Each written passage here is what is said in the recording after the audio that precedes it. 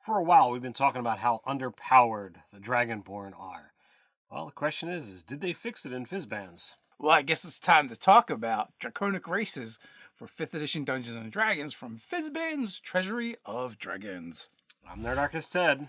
I'm Nerdarchy Dave. Welcome to Nerdarchy. For nerds, by nerds. Now let us see how well adjusted these Dragonborn are. Alright, so today we got Draconic Races, which basically just Dragonborn. I believe, in the UA they actually had the kobolds in there as well, but they did not make it into the book, which, we have a couple copies here that we're going to take a look at and talk about it.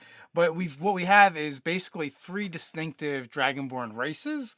They didn't break them down into sub races the way they do with some of the other character races. Each one just gets their own section. And I think, how uniquely they are physiological. I know I'm butchering that word, but how unique their physiology is kind of force them into separate races as opposed to a generic race and then the sub races thereafter. And the fact that Dragonborn don't get a lot individually. They have no shared traits, and really shared traits for the most part seem to be kind of going away anyway. So let's get into it. We've got Chromatic Dragon, we've got Gem Dragons, and we've got Metallic Dragons, all within Fizbans. There's some fun stuff, but there's still, I believe, a little bit of debate as to whether or not they're fixed.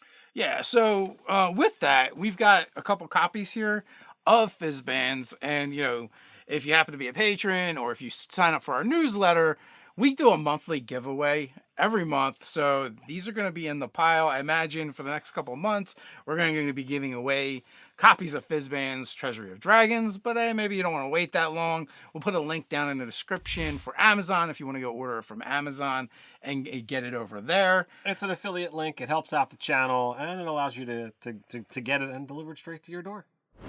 But hey, you're looking for another way to support the channel, as Dave mentioned earlier, you could always check us out over on Patreon and support us there. As a special reward, every month you'll receive rewards for 5e for both players and DMs alike.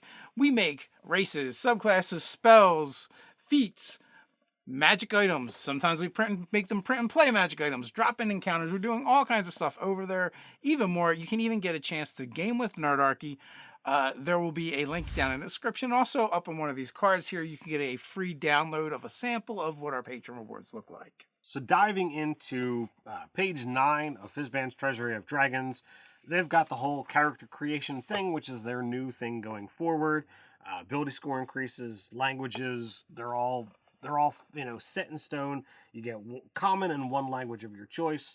Your ability scores, you get 2 to 1, 1 to another. And while we're not thrilled with this, that does seem to be the idea that they have going forward. So you gotta deal with it. But we have, as we said, Chromatic Dragons, Gem Dragons, and Metallic Dragons.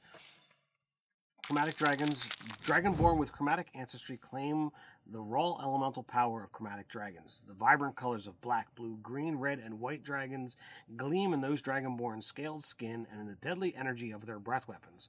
Theirs is the raw elemental fury of the volcano, of biting arctic winds and raging lightning storms, as well as the subtle whisper of swamp and forest, toxic and corrosive. Then we get into our traits. Your creature type is humanoid, your medium size, your walking speed is 30 feet, and you also get something called Chromatic Ancestry. You have a Chromatic Dragon ancestor granting you special magical affinity. Choose one kind of dragon from the Chromatic Ancestry table. This determines the damage type of your other traits as shown on the table, and basically it's all the chromatics. Right. You get a breath weapon. When you take the attack action on your turn, you can replace one of your attacks with an exhalation of magical energy and a 30-foot line that is 5 feet wide. Each creature in that area must make a dex save. DC is 8 plus your con mod plus your proficiency bonus. On a failed save, the creature takes 1d10 damage of the type associated with your ancestry. On a successful save, it takes half as much. This damage increases by 1d10 when you reach 5th, 11th, and 17th level. You can use your breath weapon a number of times equal to your proficiency bonus, and you regain all expended uses when you finish a long rest. We're going to also get our Draconic Resistance, so whatever breath weapon you're breathing, determined by your Chromatic ancestry, you will also be resistant to it. Then Chromatic Warding, starting at 5th level as an action, you can channel your draconic energy to protect yourself. For 1 minute, you become immune to the damage type associated with your ancestry. Once you use this trait, you can't do so until you finish a long rest.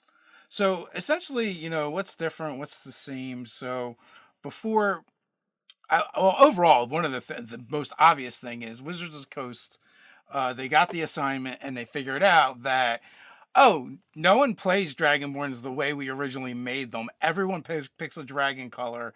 Everyone picks a dragon, and they always do it that way. Yeah, I love looking at the art here and showing that's like, oh, these aren't the all, bronze and brass colored skin. They play them as set up per, the type. And I love it that way. To me, that is what, shows you for who you are. And I love it. Well, yeah, and it's just more fun. It's more thematic, and like everyone is already doing it in their games anyway. Like maybe someone wasn't. I don't know. Let me know in the comments. Did anyone in your games, did you play the Dragonborn that way? Because I always felt like in our games, like they would be described as the color dragon they were for NPCs, but especially for the players. No player wanted to be like, oh, I'm the boring blah, blah, blah, but I have a breath weapon like a gold dragon or a red dragon. So that just didn't happen. The big change is now the breath weapon, it can replace an attack you make, which is really good if you're playing something that makes multiple attacks. So like your martial classes and your monks, it's really good for it. Anybody else, it really hasn't changed that much. It's kind of the same. And the other change is more than likely you're going to be getting to use your breath weapon a lot more. Before it was once per short rest, and now it is, it's your proficiency mod per long rest. Eventually, it's going to max out at 6, so that's a lot of breath weapons. Now, as you said, it's definitely going to help those martial classes, but it's not. Oh, it's a line for these and a cone for those. So always having to try and figure it out. Now it is just a static. It's a line for everybody. It's a DC. Everybody follows the same formula, which they did before. Well, for the chromatics anyway. Yeah. For the chromatics, it's different per the different Dragonborns. So if you're a caster, your breath weapon is kind of meh, right? Like chances are, it's like, do I want to use a cantrip or do I want to use my breath weapon? Yes, it's essentially the same. Well, I shouldn't say it's the same because with your breath weapon, you can hit more things at once. So it's still slightly better than a cantrip. Exactly. But it also means you have to be a little bit closer than you might be for a cantrip. So there's going to be finite times of when you're going to do it. But it's still a 30-foot line. So if you happen to be down a corridor, you can be like, all right, I'm going to blast in and I'm going to back up through my buddies. And, you're going to be fine. But it's still going to be a little bit of an issue. You're not going to get the most use out of it. I still might play it in my games of like, okay, if you're a Dragonborn, you can do it as one of your attacks or you can do it as a bonus action. And I'm okay with that. Yeah, because that's how we kind of did it in our game. So that's kind of a fix. And, here they get the chromatic warding. So now you're going to get, you're going to get that immunity. So it's definitely a step up from the Dragonborn in the player's handbook. It is better, getting the immunity. We didn't get that before. The breath weapon has a little more utility, and you're going to more than likely do it more times per day than you were before. Because before, and also you can do it more times in a single encounter. Yes. That's like the biggest thing. Because before, like maybe before every short rest, you're going to be able to breathe more often at the lower levels, depending on how many short rests you did. But it was still only going to be once per encounter. Right. But now it's like, well, if you get 6 of them, you can let loose with, and then combat that 6 rounds, you can breathe 6, for 6 rounds consecutively. So now here's the tricky question. It says when you take the attack action on your turn, you can replace one of your attacks with an exhalation of magical energy, blah, blah, blah, blah. So would you say, because it doesn't say once per turn, would you say if I have multi-attack, I could use it twice? Well, if you have extra attack, I would say probably not.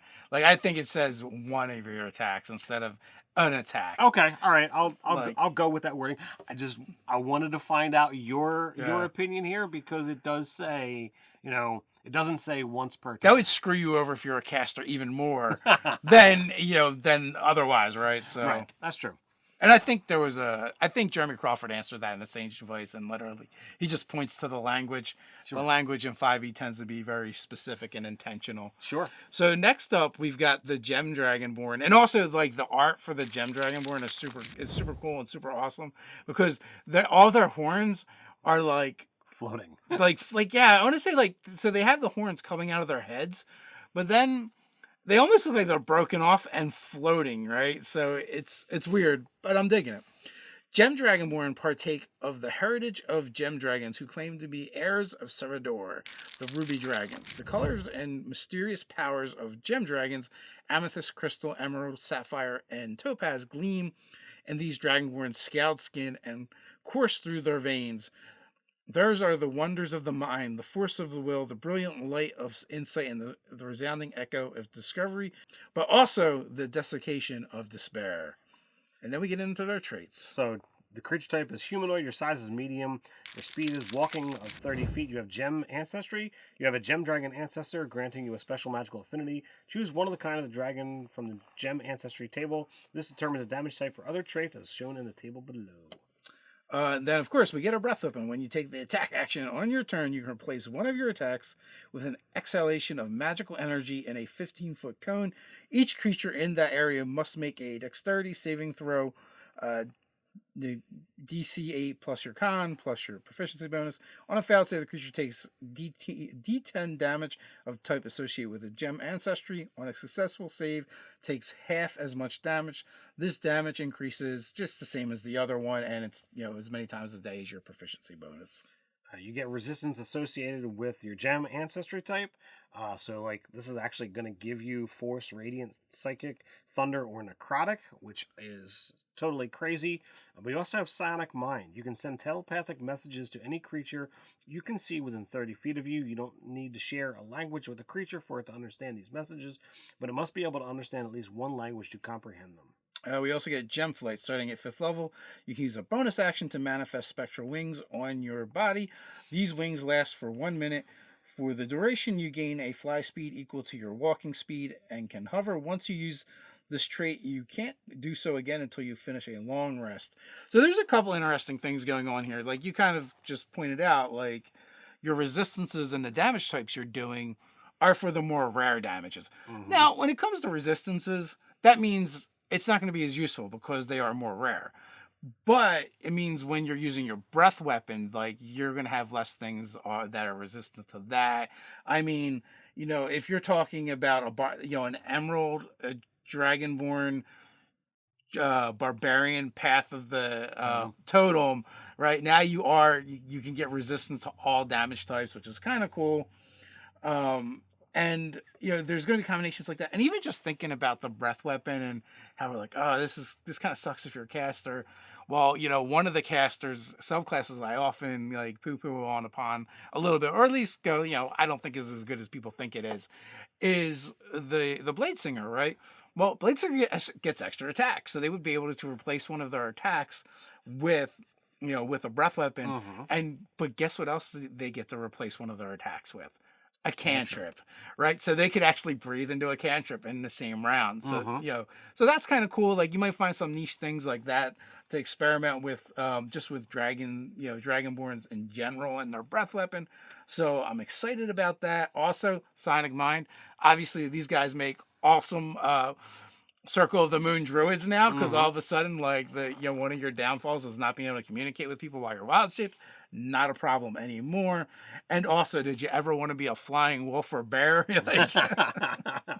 Now, the thing that I looked at with this is, amethyst. You're getting resistance to magic missile now. Yeah, you would get mad. So like those are the little things. Like it's not going to be massive. Yeah. But you forget magic missile. You're resistant to, I think, disintegrate. Disintegrate. Yeah. That's a biggie. that is a biggie. But again, like there's only a handful of spells all told. So right. That being said, it's that's the downside. But again, you're using those in your attacks, so the upside is like other things aren't going to be resistant. So I think there's a lot of fun thing here because we are talking about the rarer damage types. I think I like gem dragons better than I like the chromatics, but it's the new shiny. I mean, in this case, literally. So I don't know. Well, I guess the other thing is like, there's how consistent do you want your immunity and resistance to be? Right, you're going to get more bang from your buck from that chromatic than you are going to get from those gem, but you're going to get the other cool fun things with the gem as well. So sometimes like the old reliable old faithful is technically kind of better, but it's just boring, right? In comparison.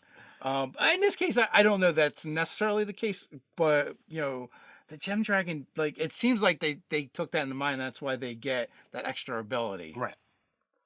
Metallic dragons. Dragonborn with a metallic ancestry lay claim to the tenacity of metallic dragons. Brass, bronze, copper, gold, and silver, whose hues glint in their scales. Theirs is the fire of hearth and forge, the cold of the high mountain air, the spark of inspiration, and the scouring touch of acid that purifies. All right, we're gonna get some metallic dragonborn traits. You're a medium-sized creature your creature type is humanoid. You size is medium. Your speed, walking speed of 30 feet, and you have metallic ancestry. It's just like all the others, but it's going to affect your breath weapon and your draconic resistance, and it's going to be one of the metallic dragons. The breath weapon is a 15-foot cone, just like the others. It's exactly like the gem. Yeah, dragon, exactly like the gem damage. But the damage type is like your like your chromatics. It gains in level, or it gains in damage and in DC just the same, and you can use it the same amount of times. And what do you know? You have a resistance equal to what your ancestry is. Yeah, and then so the other thing you get is your metallic breath weapon. At 5th level, you gain a second breath weapon. When you take the attack action on your turn, you can replace one of your attacks with an exclamation of a 15-foot cone. So it's essentially the same, but we get enervating breath. Each creature in the cone must succeed on a Constitution saving throw or become incapacitated until the start of your next turn. And repulsion breath. Each creature in the cone must succeed on a Strength saving throw or be pushed 20 feet away from you and be knocked prone. So you get these 2 new breath weapons, and you can use it once per day in addition to the other ones. So you get an extra breath weapon that has an effect. But you have to choose. Yeah, but you have to choose. And both are pretty strong too. I mean, like, basically stunning everybody in a 15-foot cone. Especially if you're a warrior, and you get a bunch of attacks, or you're a monk, yeah, and that's flurry of blowing. That's where I was gonna go. I mean, like, all right, what if you play, a monk where you already have stunning fist and that kind of stuff? Like, nah, you know what? Instead of trying to stun one dude with a key power, I'm gonna just use a breath and see how many people I can stun all at once, and then I'm gonna just walk around and pop, pop, pop, pop, pop, pop, pop. Well, the repulsion breath is just as good, right? If you think about it, if you push something 20 feet away and knock it prone, half your movement to stand, right? And it's 20 feet away from you. So, unless it had at least 40 feet of movement, it can't even get back to you. That is correct. Or, I like to look at, things that are tactical. Can you push somebody off a cliff? Can you push someone into a trap? Can you push someone into some kind of, hazard that's going to cause them to literally be involved in something that they're going to take further damage or what have you. I think there's a lot of fun things that can be done with that. I've always liked Dragonborn, even though I feel like they've been kind of underpowered. But, reading through this, I am excited to play anything with the Gem Dragons, but a metallic, Dragonborn monk is going to be pretty darn awesome to me. So if you have your companions and they all stand in front of you, you can use repulsion breath on them. They choose to save their fail. They get pushed 20 feet. Sure, they have to stand up, but but you more than likely they will get a little bit of extra bump from their movement out of it. Yeah. And also, the movement doesn't happen on their turn. Right, that is true. So I mean, if their speed is 30. Then it's 15 to stand up. They've gained an extra 5 out of it. So they'll get 35 feet this round as opposed to 3. Or the mage, like the wizard, is like in melee combat, and they don't want to be. Just push them away. You just push them out. Like forced movement doesn't cause attack of opportunity. That is true. That is true. So I'm just wondering what kind of like fun combinations, and also the art for all these are really good. All in all, I want to say this is a vast improvement upon the Dragonborn. It gives them the little extra oomph that we've felt like they needed before.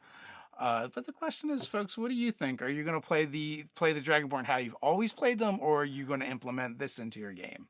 While you're down in the comments, why not stop by that middle section and do all those things that make the YouTube and Nerdarchy happy? Like, share, subscribe, even go ahead and click on that notification bell. Quick reminder, we drop new videos here on the channel Mondays, Wednesdays, and Fridays. But hey, you can't wait until then. No worries. We've got you covered. Come on back and check out Fizban's Treasury of Dragons overview up here in the cards. So until next time, Stay nerdy.